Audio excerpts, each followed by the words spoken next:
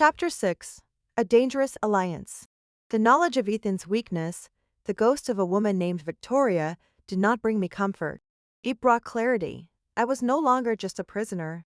I was a strategist trapped behind enemy lines, and I had just discovered the location of a crack in the enemy's fortress. But a crack is useless without a hammer. Leo Sterling's offer was that hammer, a treacherous double-edged weapon that was as likely to shatter in my hand as it was to break the walls of my cage. The problem was contact. My world had shrunk to the dimensions of the penthouse. Every corner was monitored, every moment scrutinized by the silent, ever-present Marcus. Ethan had built the perfect prison, and I had no tools for escape. The opportunity came, as it so often does, hidden within the mundane. A new delivery of clothes arrived, another silent restocking of my gilded cage. As I sorted through the silks and cashmeres in colors of smoke, slate, and storm clouds, Ethan's preferred palette for me, my fingers brushed against something coarse in the seam of a black cashmere sweater. A tiny, expertly hidden thread, thicker than the rest. With trembling fingers, I worked it free. It wasn't the thread. It was a minuscule, tightly rolled piece of paper, no bigger than a grain of rice. My heart hammered against my ribs. I retreated to the vast marble-clad bathroom, one of the few places I felt reasonably unobserved, and unrolled it. The message was typed in impossibly small font. The Orpheum's melody still plays. We have our own musicians. Name the time. Leo, resourceful, cunning Leo. He hadn't given up on his new asset. The message was a spark in the suffocating darkness, a jolt of pure, terrifying possibility. He had a man on the inside, likely among the building's staff, the delivery crews, the caterers. He was giving me the power to initiate. Now I needed a distraction. Forging a routine was my first step. I feigned compliance, a quiet, almost broken submission that I hoped would lull my keepers. I began using the penthouse's state-of-the-art gym every afternoon. I swam laps in the infinity pool that seemed to spill into the sky. I spent time in the attached steam room, letting the thick, hot cloud obscure me. It was a small act of defiance, finding a place where cameras would be useless, where Marcus couldn't physically follow me without breaking protocol. The perfect moment presented itself 3 days later. Ethan was hosting a rare dinner, not a party, but a meeting with 2 grim-faced associates from his international division. A catering team, vetted and cleared by his security, was brought in to handle the meal. This was it. A dozen new faces, a dozen moving parts. Chaos was a ladder. Dressed in a simple, elegant black dress, one of his choices, I played the part of the dutifully quiet companion. As the main course was being cleared, I moved to help a young waiter stack the plates.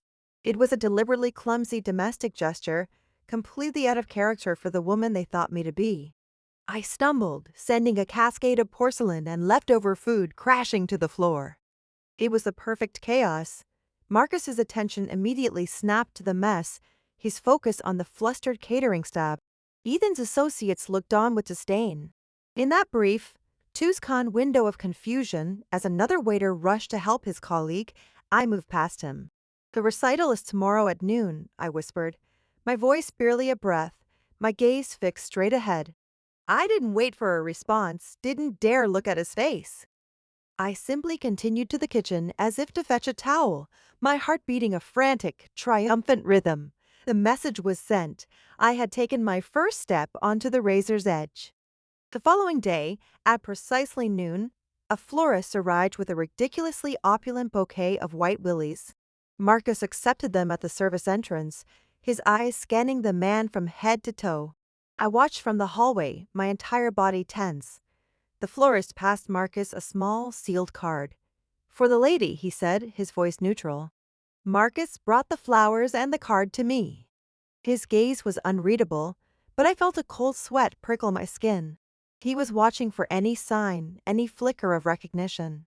I took the card, my hands perfectly steady, and opened it.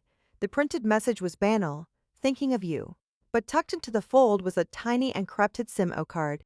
That evening, while Ethan was sequestered in his study on a conference call that I knew, from his tense posture, was important, I locked myself in the steam room. The hiss of the steam was a cloak of sound. My hands shaking, I swapped the SIM into the burner phone Marcus had confiscated, and which I'd later stolen back from an unlocked desk drawer during my first week of settling in. It felt like holding a live grenade. It powered on. One message was waiting. A secure, untraceable number. Report. The thrill of it was intoxicating, a potent drug flooding my system. It was the first real choice I had made in weeks. This was control. This was power. My fingers flew across the tiny keycade. I gave him something real, but contained something to prove my word. ET leaving for Zurich, private jet. Sunday 0600, 3 days. Hotel Bao O Lock, meeting with Credit Suisse board. Light security detail. I hit send, deleted the message, and powered off the phone, hiding the SIM card again. The rush was dizzying. I was no longer just a victim of their war. I was an active combatant, a double agent playing the most dangerous game of my life. The fear was a sharp, metallic taste in my mouth, but beneath that, the exhilaration was a potent aphrodisiac. I was alive in a way I hadn't been since that first night. Later, Ethan emerged from his study, looking exhausted. The hard lines of his face were softened by fatigue, and when he looked at me, the icy fury in his eyes was replaced by something quieter, something weary. He didn't speak, just came over to the sofa where I was pretending to read and gently took the book from my hands. He ran a thumb over my knuckles, his touch sending a conflicting jolt through me. "I had a bad day," he murmured, his voice low and rough. It was the closest he'd ever come to an admission of vulnerability.